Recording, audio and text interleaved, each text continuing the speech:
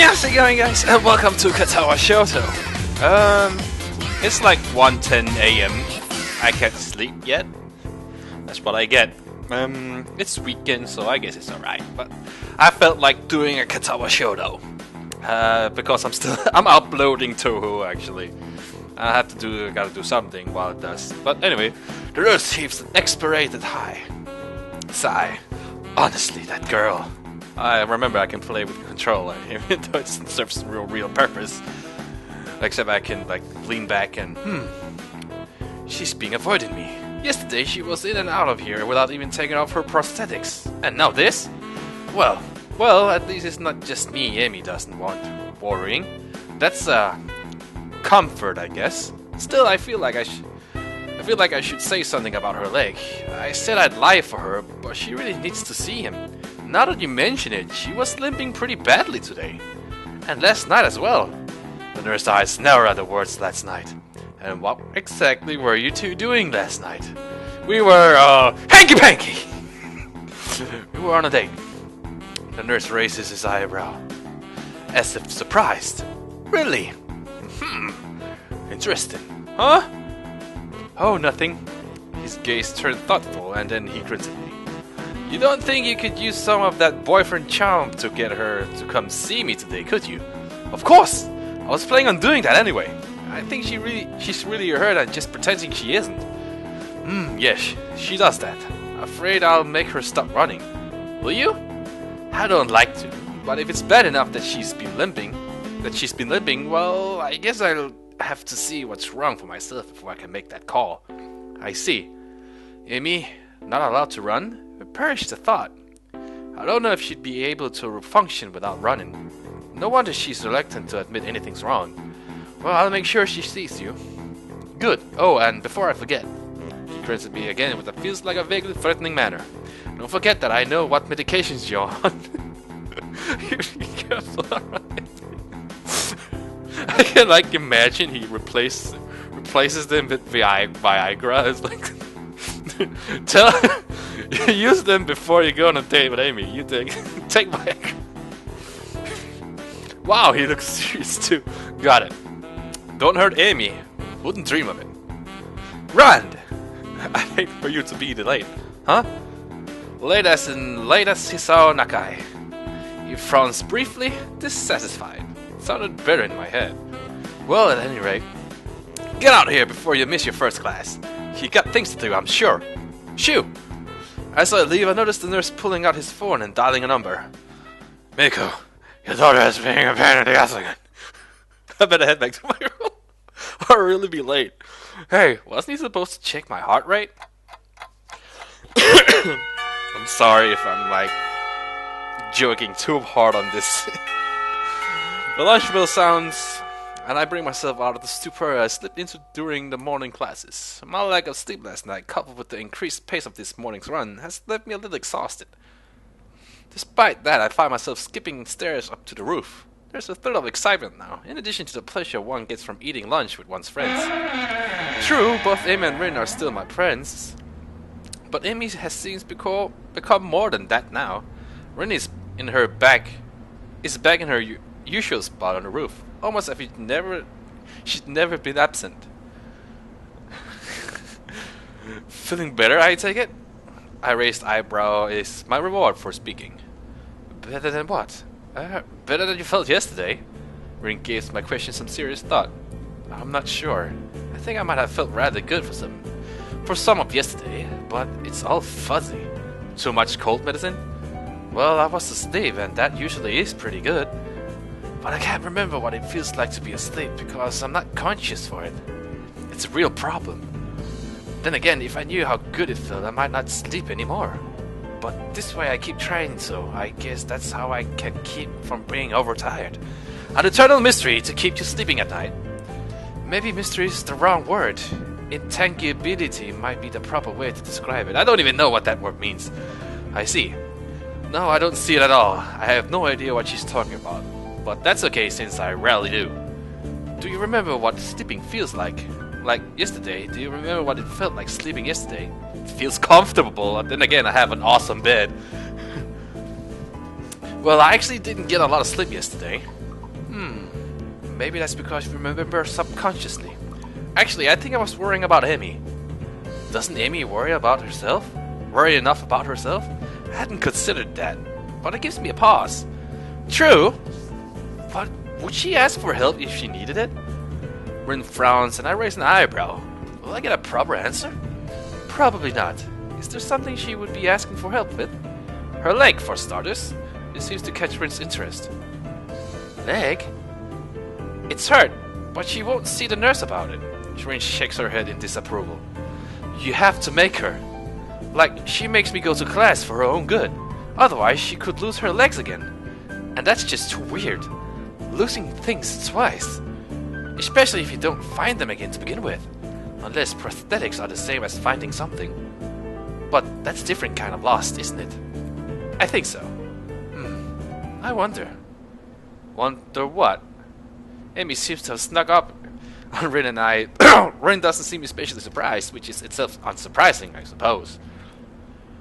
Rin managed to sit herself upright quite expertly, throwing her upper body forward and using her momentum to right herself. Your leg. How does it feel? That earns me a frown and a bit of a glare. It's okay, I think. Not worth worrying about. Tell that to the nurse. He's quite insistent that you visit him, you know. Amy pouts like I've just told her she's been grounded. He worries too much. It's not a big deal, just a little soreness. I try to resist rolling my eyes in exasperation. If it's nothing, then you should have no problem seeing him, right? Amy narrows her eyes suspiciously. Did he put you up to this? Well, maybe a little. But that's not the point. I would have reminded you to see him anyways. It would be terrible to see you really hurt and not doing anything about it. That would make it worse. And I don't really want to see you hurt, you know. Call me crazy, but I kinda would prefer to see you happy and healthy. With each statement, Amy frowns face a little more, until eventually she's grinning, albeit and a little shyly. Well, if you're going to put it that way, then I guess I'll have to see him. Otherwise you'll keep worrying, and then I'll never hear the end of it, right? That's right. I'll keep bugging you about it, and that might put a damper on our dates. How's that? How's the food, Hisao? Talk to the nurse, Amy. How's your day, Hisao? Talk to the nurse, Amy. Hisao, I think I'm ready to go all the way. Talk to the nurse, Amy. See how that doesn't work that well?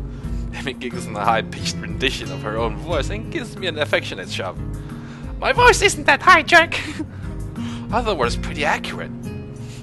Oh, that face. Amy and I stared Rin for a while before I burst into laughter. Amy crosses his arm, mock offended. You're both jerks. Such vile calumnies from you, young woman. I'm stunned that you would call me, of all people, a jerk.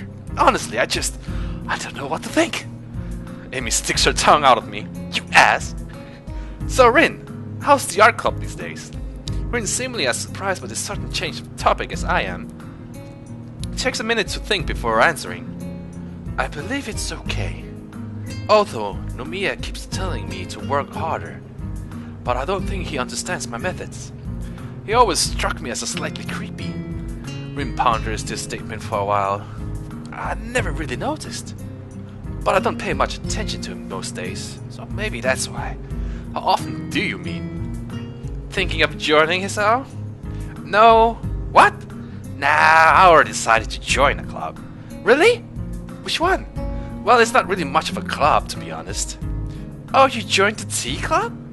No, I, joined the science club, I think. Amy looks highly confused. We have a science club? Not really, it's just me. Hisao, that's not a club. That's sitting in your room reading books. No, I mean, it's just me and Muto. I'm just the only student so far. Muto? Really? I thought Straxer. Oh, is that what you were talking about yesterday? You're meeting with Muto? Yeah, that was our first meeting, I guess. Amy giggles. Nerd. Hey, I can't help being clever. You know, I could have used your help years ago. You should have had your heart attack early in life, Hisao. I laugh and then realize this is probably one of the very rare times I laughed about my heart attack. Hindsight? Yeah. The ring of the bell ends our conversation. guess we better go.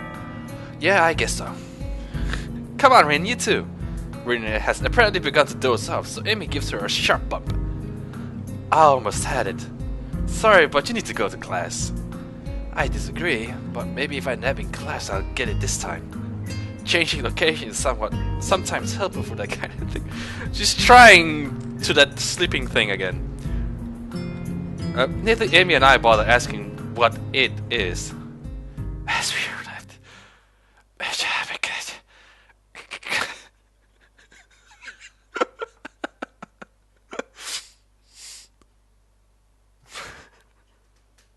as we arrive in the classroom, Amy gives me a quick kiss and heads down the hallway, right in tow. I turn to enter the classroom to be met by the duo of Shizen and Misha. Misha seems to be fighting a losing battle to keep from breaking into a fit of giggles while she tries to Shizen's latest rant. While we are pleased, nay thrilled to see how well you manage to make new friends and forge relationships, and with such a cutie too, Hichan. I think the last part was probably Misha. We, nevertheless feel compelled to politely remind you that public displays of affection are strictly forbidden. Really, that's disappointing, Sichan. Sichan? Now it's Sichan? By Section 8 of the Code of Conduct laid out of the Student Handbook. In this case, however, ignorance is the law may be your excuse, as we are feeling lenient. And the paperwork required to punish the both of you would only add to the already mountainous volume of work which confronts us, the sole member of the student councils, and besides, you two are adorable together. Therefore, consider this a formal warning, and please refrain from such displays in the future. At least when Shizen can see you, Hichan. This whole spiel is patently ridiculous, that I can't help but reply in the same pompous manner. Well, I for one feel enlightened. I apologize profusely for my rash action, and I will strive to contain my base impulses which, I fear, impel me towards being such inappropriate displays of public affections. It is hardly my wish to burden an already overworked student council with such petty manners, and will do my best to make your lives easier in this matter in the future, at least when Shizen is watching. The last line is delivered with a wink to Misha, who finally loses control of her laughter. Well said, Hichan. Chuckling a little myself, where's the classroom? Class is uneventful, and after the final bell rings, I find myself alone with Muto again. So it looks like we could all assemble for the second meeting of the science club. Or is it the first? What do you think? Should we count yesterday as a meeting? Well, we did form the club yesterday, didn't we? That seems like club business, so we can safely call yesterday a meeting. Muto smiles in his usual stilted and awkward way. I wonder if the muscles in his face are not just shaped correctly to let him smile naturally. You really do have a knack for this, I think. Logical thought process, that is. I guess so. A scientist speaks with authority, so the answer here is yes, I do. When the world wants to know how it works, we tell it. Even if all we've got is a decent hypothesis. But we must sound certain anyway, because we are the authorities on this subject, right? He chuckles to go along with his awkward smile and his awkward joke. I'm doing my best not to grimace, but I don't think I'm being too successful. That's entirely false, of course. We know a lot, sure, but nobody's an expert on how the world works, if only because nobody can be sure. With no certainty, there are no experts. But we like to pretend sometimes. There are some things we can be certain of, right? Yes, but no. We know gravity's there, for example. To illustrate, Muto picks up a pencil and drops it. See? Still there. But it's good to check every once in a while. That's why we'll still see researchers mucking about with gravity. We're pretty sure we know how it works, but there's always a chance that something isn't how we think it is. So you check and check and check. That's science in the nutshell, Hisao. The whole time I've been listening, feeling rather spellbound. Muto seems to be really passionate about this stuff. I think it's hard to tell sometimes. How the world works, how humans work, how the universe works. All these questions to be answered. And depending on what I go into, maybe I could even figure out a way to fix my heart. That said, I don't think that's a real priority for me. Besides, as we start discussing the book he gave me yesterday, I find myself more and more interested in that in my heart condition. before we even realize it, an hour's gone by. Well, let's call this meeting over for now, okay? We'll meet another meeting, tomorrow or the day after. He considered this for a moment. Call it the day after. We got a lot of grading to do. I got a lot of grading to do. Well, okay, see you then. As I exit the classroom, I realize that I don't really have anything to do tonight. Amy and I didn't make plans, so I guess I'll go to the library. Maybe it's doing homework in my room anyway. The library always seems cooler than the rest of the building. Probably keeps the book from getting damaged by excessive heat and humidity. Books are sturdy objects, but if you want to keep them in good condition, it takes a little effort. I got several books that are so well worn the pages are barely clinging to the spine. It seems impossible for them to still be usable. But if you handle them with care, I make my way to the main desk, where I spot Yuko busying herself with something or another. She smiles at me as I enter the room and waves. Hello, Hisao. Good to see you again. What are you looking for this time? Nothing in particular, I guess. I just don't really feel like going back to my room, is all. Yuko nods. Well, if you're unoccupied, maybe you can help me look for something. Sure. What do you need? Yuko brings a finger to her lips and looks around there's something. She seems to be looking for eavesdroppers. Come closer. I take a few hesitant steps towards while feeling distinctly unnerved. Yuko lowers her voice in a confidential whisper. I'm on the trail of the Yamaku cat burglar. The what? Shh! The walls have ears, Hisao. Or they might. But listen, those missing books. Remember them? Yeah. Well, they weren't missing. They were stolen. I'm convinced of it. I remember you saying something of the sort earlier. But how do you know? Yuko leans closer and, if possible, whispers even lower. Because I found one of his hiding places. You did what? Yuko looks triumphant. Found one of his stashes. It was under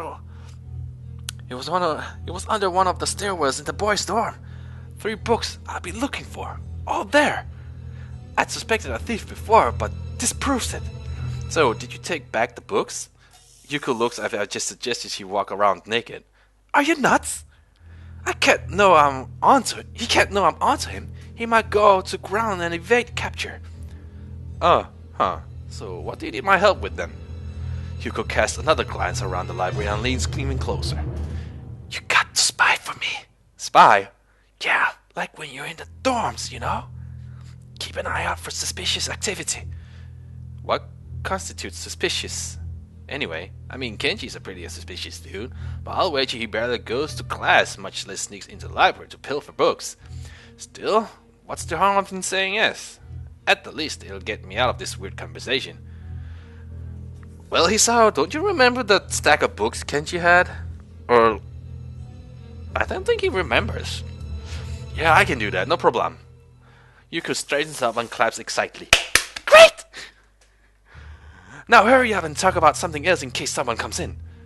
How's the school treating you?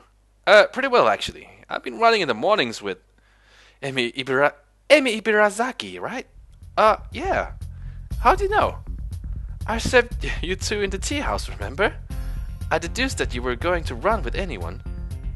I deduced that if you're going to run with anyone, it would probably be her. She looks pleased with herself. Impressive. Anyway, yes, we've been running in the mornings. She wants me to be a spy! And, we kind of started dating. You can clap her side. Excitedly. Really? That's great!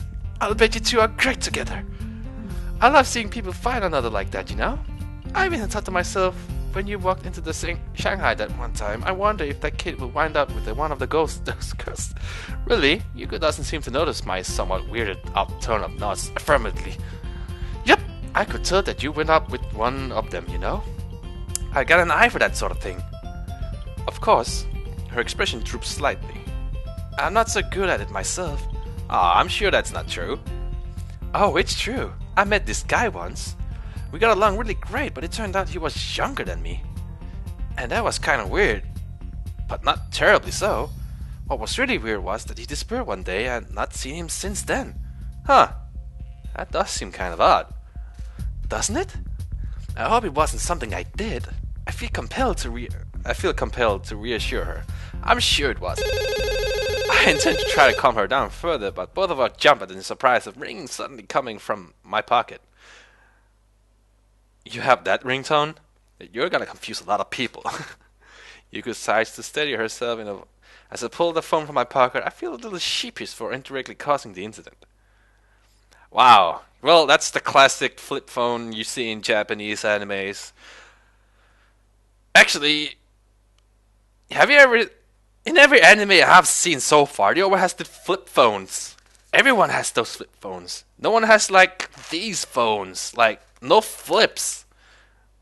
They always, like... They always had one of those. Oh, thank God I haven't called your phone before. I didn't know if this number would work or whether you would pick up, and I can't. Whoa there, Amy, slow down. What's wrong? There's a pause on the other side of the line, during which I can hear Amy trying to control her breathing in order to calm down. Something's got her terribly agitated, and it's starting to agitate me. Can you stop by? Like, now, or shortly after now? I really need to talk to you. There's a ton of fleeting the last sentence that I don't think I've ever heard from her. Of course! I'll be right there. Hold steady, okay? In my increasingly agitated state, I apparently started saying things that don't quite make sense. Okay. I'll be okay. See you soon. Something's wrong. I pressed the button to end the call before slipping the phone back into my pocket. I apologize to Yuko for running off and run off. Perhaps at some point I'm gonna stop to think about the time or how suspicious it looks for a guy to enter a girl's dorm at this hour. Except right now I'm just concerned about getting to Amy and finding out what's wrong and how I can help her. I knock on the door and I greet with a subdued come in. And I'll end it here, guys. You have to see the next part for what's gonna happen. What's the problem and what about it? I'd rather mood. Whoa! Whoa! Whoa! There's nudity! No! No! I don't want to read this. This is an intercourse scene. This is an erotic scene. Doing that disguise. However, simply seeing through my true form won't be enough to win against me.